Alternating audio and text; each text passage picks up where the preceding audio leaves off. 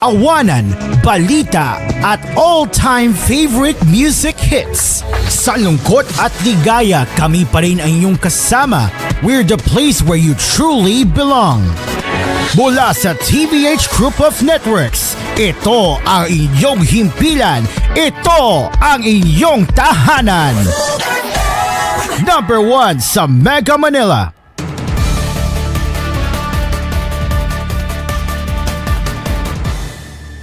This is koolNews Primetime!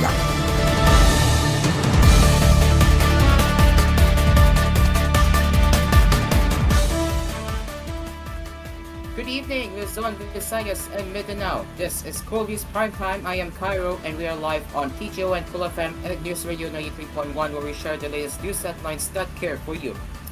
Let's begin with our top stories.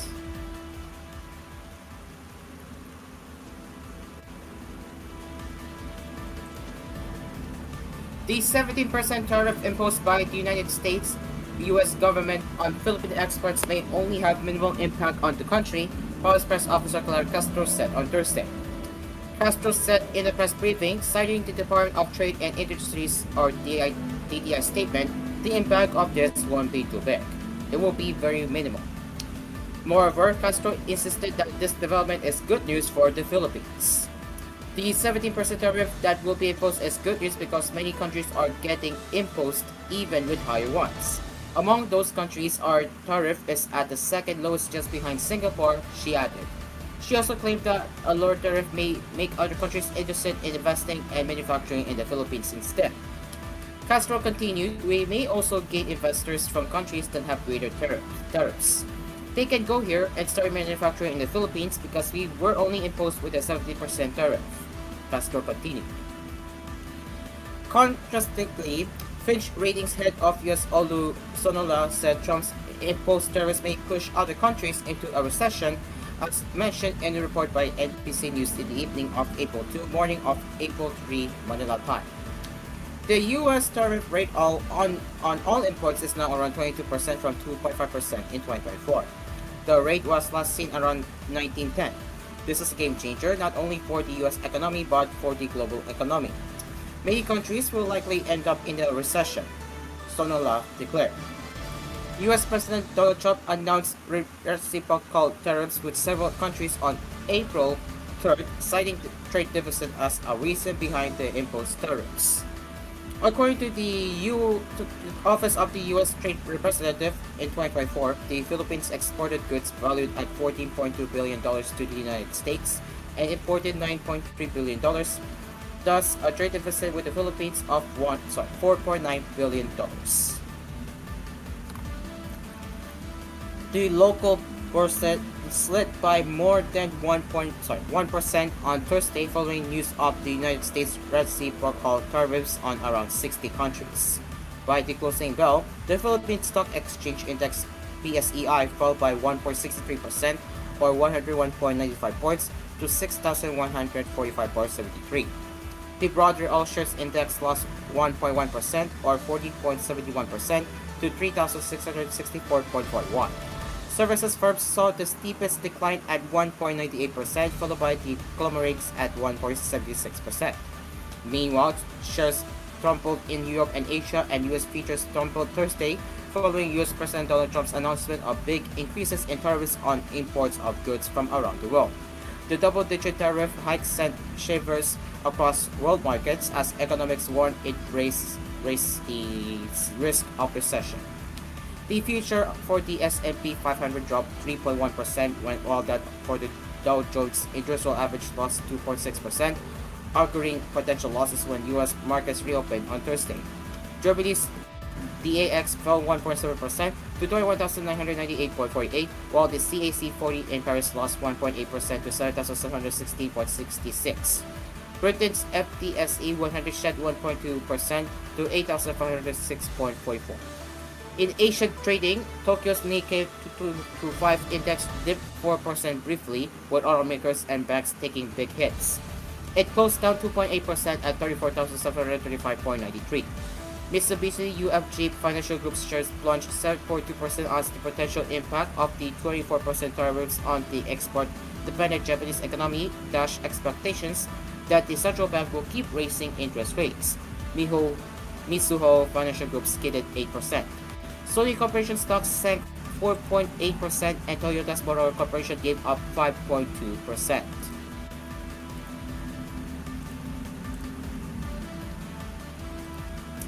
Japan's yen gained with the US dollar falling to 147.42 Japanese yen for 149.28 yen.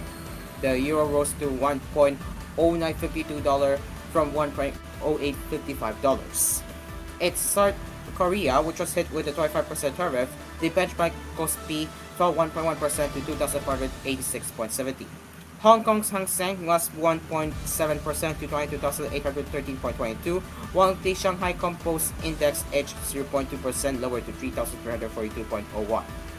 The announcement came as a major shock, Yip Junrong of IG said in the commentary. China, in particular, was hit with an additional 34% tariff, bringing its total tariff burden to 64% when accounting for previous measures.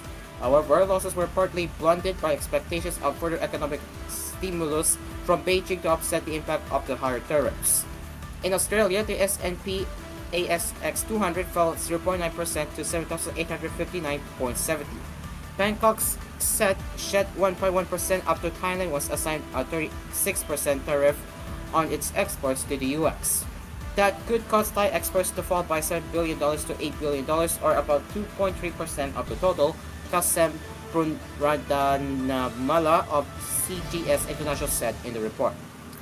On Wednesday, US stocks whipped through another deceiving day before Trump's unveiling of his Liberation Day tariffs.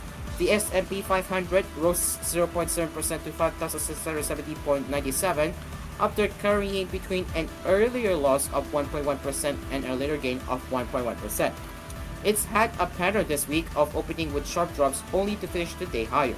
The Dow Industrials added 0.6% to 42,225.32, and the Nasdaq Composite climbed 0.9% to 17,601.05. China on Thursday said it had destroyed an intelligence network by the Philippine Espionage Agency and arrested 3 spies from the country. The announcement comes as the two countries continue to confront each other over disputed territory in the South China Sea and tensions mount over the Philippines' security ties with ally the United States. At least 5 Chinese nationals were arrested on suspicion of espionage in January and another 2 in February by Philippine authorities.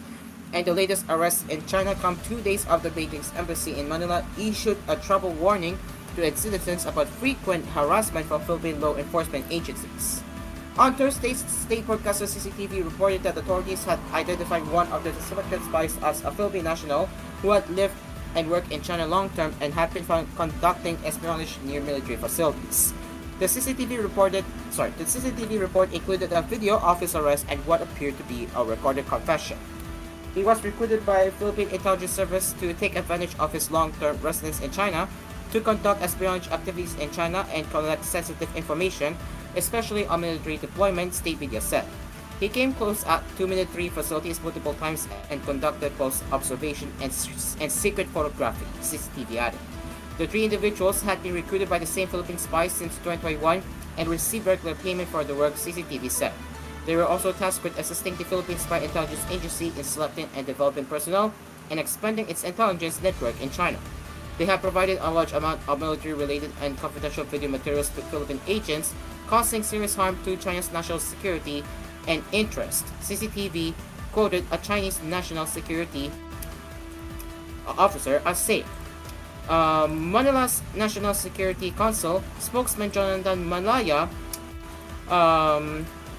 told AFP the country's foreign ministry was currently confirming these reports and the involvement of any Philippine national, if any. We have no further comment as of this time until we are able to verify these new reports, he added. Asked about the charges, Beijing's foreign ministry said it would handle the cases in accordance with the law and will also safeguard the legitimate rights and interests of the relevant personnel. But spokesperson Guo Jiakun also accused Manila of having fabricated several so-called Chinese espionage cases. China urges the Philippines to stop chasing shadows and pinning labels on people, Guo said. And the Department of Transportation has ordered the Metro Rail Transit Line 3 Management, or MRT3, to suspend its policy for hand-carried luggage. This followed backlash on social media after the MRT3 management on Wednesday reshared on its official Facebook page an old advisory reminding passengers that luggage larger than 2x2 feet in size are banned from the train line. The OTR Secretary Vince Dizon has been informed about an old policy with regard to limited hand-carried luggage in MRT3, the department said in a statement on Thursday. Secretary Dizon questions this policy and has immediately ordered MRT3 General Manager Michael Kapati to suspend and review it, stressing that this should not make the lives of commuters even more difficult, the DOTR added. Luggage larger than 2x2 feet in size were prohibited from the MRT3 through Office for Transportation Security Memorandum Circular number 004 series of 2019, according to the Train Lines Management website.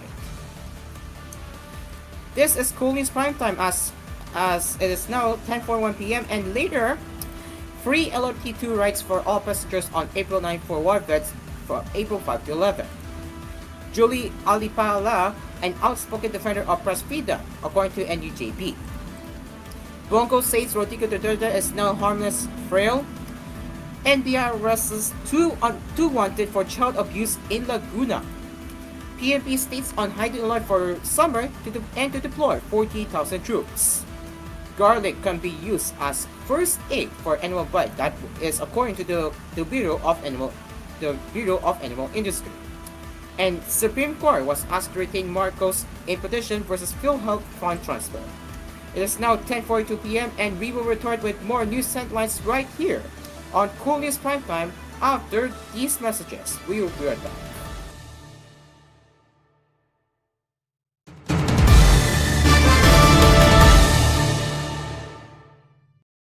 This koolNews edition was brought to you by Musicultura Heritage Foundation Center, a museum of all fan-made multimedia and Philippine history. Visit us today at Greenbelt, Makati City from 10 a.m. to 6 p.m. Musicultura, a non-profit joint venture project of Able Media and TVH Group of Networks Incorporated. Ito ang oras ko, ikaw ang idol ko. Certified BD's Choice ang CEO Idol Hot Dog and Cheese Dog.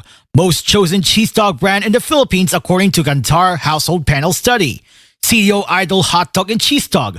Idolicious talaga. People's Bank. Equal banking for the Filipino people. People's Bank of the Philippines is a member of Crosslink and supervised by the Bangko Sentral ng Pilipinas. Katips Hot Dog. Amoy na amoy ang sarap. Kids can tell. Pride Powder Detergent. All you need is pride. Manufactured by ACS Manufacturing Corporation. ISO certified world-class quality. ACS. PVC Drugs. Serbisyong tapat, alagang sapat. And Eugen's 5G experience. Now available with 1 GB data for BD.Global. Going on a Holy Week break? Here are some safety reminders. The PNP advised those staying at home to do the following. Close and lock windows and doors properly. Avoid placing expensive belongings near windows and doors. As much as possible, keep an open light outside the house. If no one can be left at home, ask for assistance from your most entrusted neighbor. It is beneficial to have pet dogs which can serve as an animal barrier. Avoid posting your current whereabouts during vacation. Invest in a CCTV camera for your household. And always save and remember the contact number of the nearest barangay office and police station. For those traveling to their respective provinces to take a break outside of the city, the PNP gave the following tips. Come early to the terminal, airport, or ferry to avoid delays. Bring enough money. Always be wary of robbers or scammers in the area. Familiarize yourself with the nearest first aid station or police assistance desk. And bring drinking water. Vacation goers are also urged to keep the following tips in mind. To dress appropriately for the place they're visiting. Avoid public displays of excessive jewelry and overpacking. And most of all, maintain always in the spirit of prayer and worship as we remember the Lord Jesus Christ for his significance of everlasting life on the cross. A message from the TVH Group of Networks Incorporated.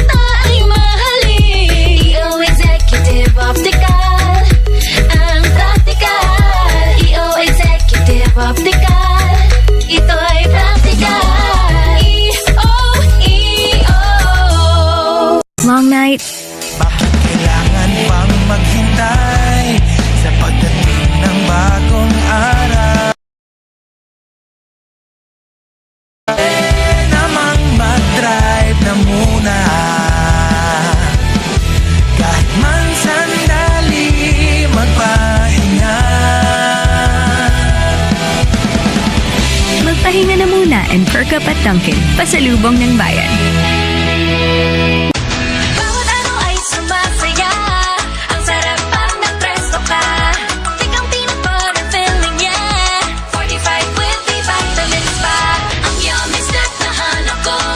Presto number 1 ito. Presto number 1 ito. Presto, the number 1 cookie. Available nationwide. Buy now. URC's calculation based in part on data reported by Nielsen IQ through its retail index service for the biscuits category for the 52-week period ending May 24 for total Philippines. Ang numero unong kailangan sa ngayon, extra strong ka dapat para di ka mawasak ng anumang hamong ibigay sa'yo. Ang hanap Red Horse Beer, extra strong na tulad mo. Lakas. Tama. Kayang tumindig at harapin ang mga pagsubok na parating. Panatag ang loob na bukas na namnamin mo ang iyong tagumpay. Lakas ng tama pero di wasak sa hamon ng bukas. Red Horse Extra Strong, the number 1 extra strong beer in the world. Drink responsibly. The new Better Than Ever Skin White Papaya Glow helps give you.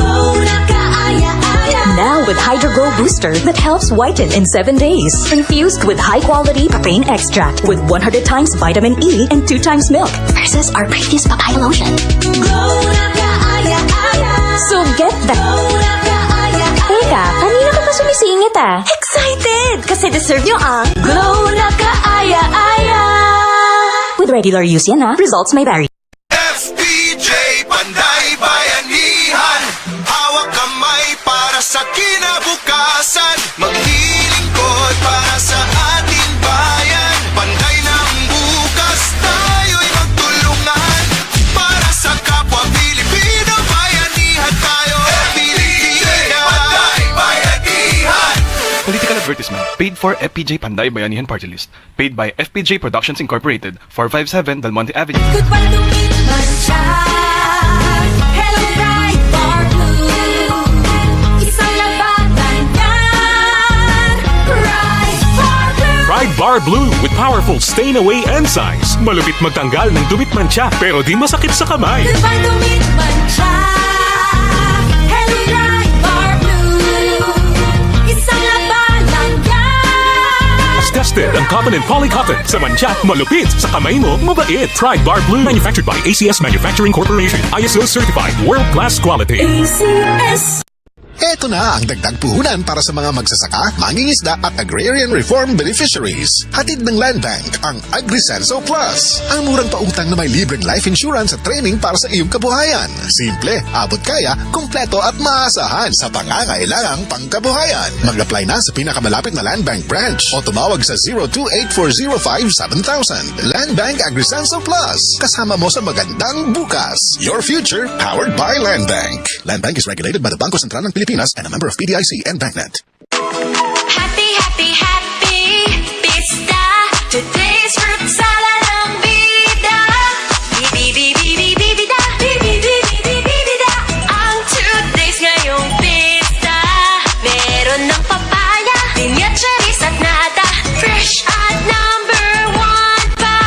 Today's fruit salad ang bida. Today's blessing to share. Today's is share on today. Tight game. Shoots and it's Nabitin? Magtusiran Forte with Total Cough Relief Formula. Laban sa dry non-stop ubo, kati sa lalamunan due to post-nasal drip at sakit sa kakaubo. Tusiran Forte. Unilab yan. Dextromethorphan, HBr plus phenylpropanolamine HCl plus paracetamol is the generic name of Tusiran Forte. If symptoms persist, consult your doctor. Uy, low blood ka, diba? Pero bakit parang glowing ka? First sulfate yan. United Home First Sulfate Iron supports healthy blood for a healthy glow with proper diet and healthy lifestyle. Unilab yan. Iron is the generic name of United Home First Sulfate Iron. If symptoms persist, consult your doctor.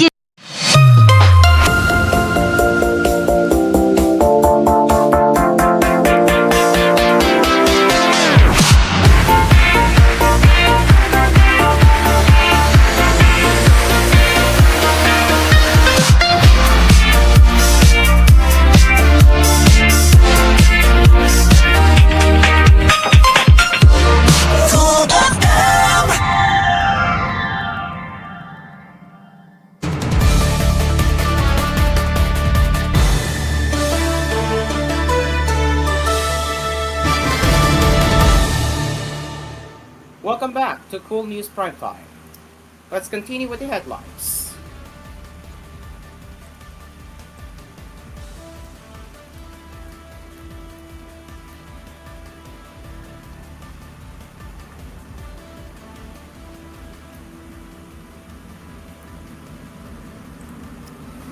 Commuters will be treated to a free ride on a light rail transit line 2 or LRT2 on April 9 in celebration of the Day of Valor.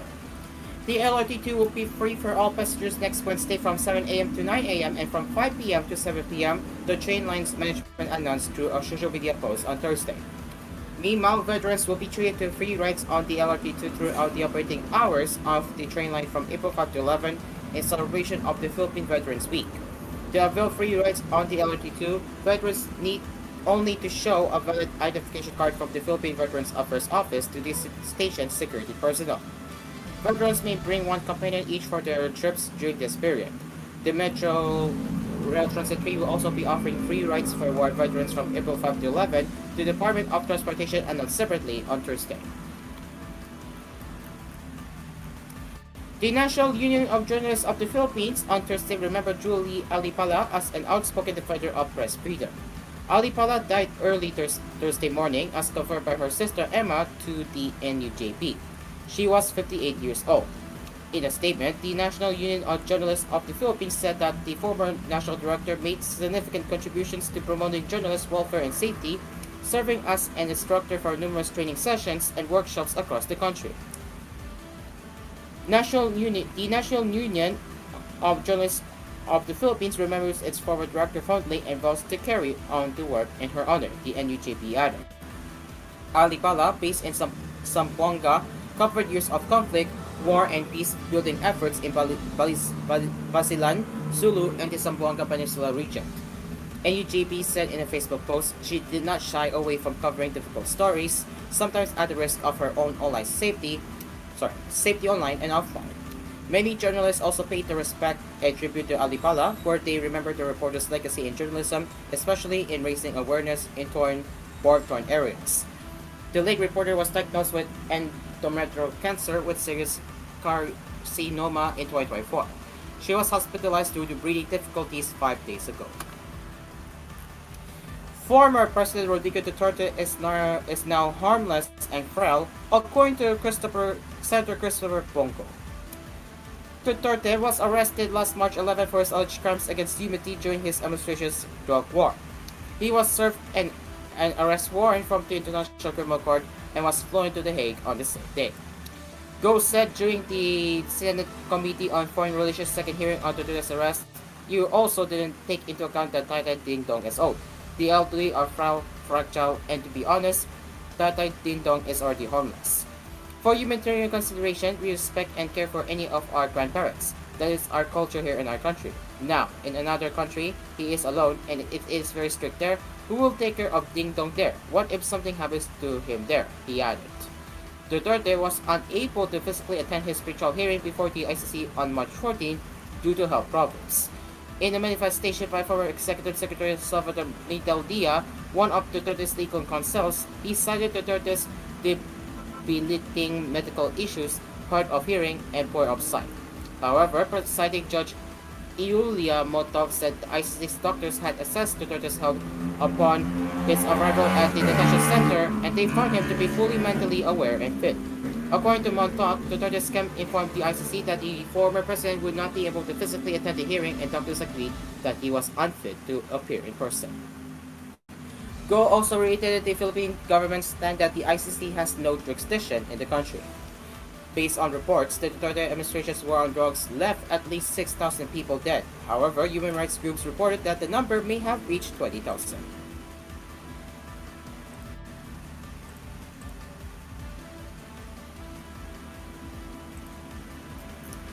The National Bureau of Investigation on Thursday arrested 2 individuals accused of sexually assaulting 3 minors in Laguna.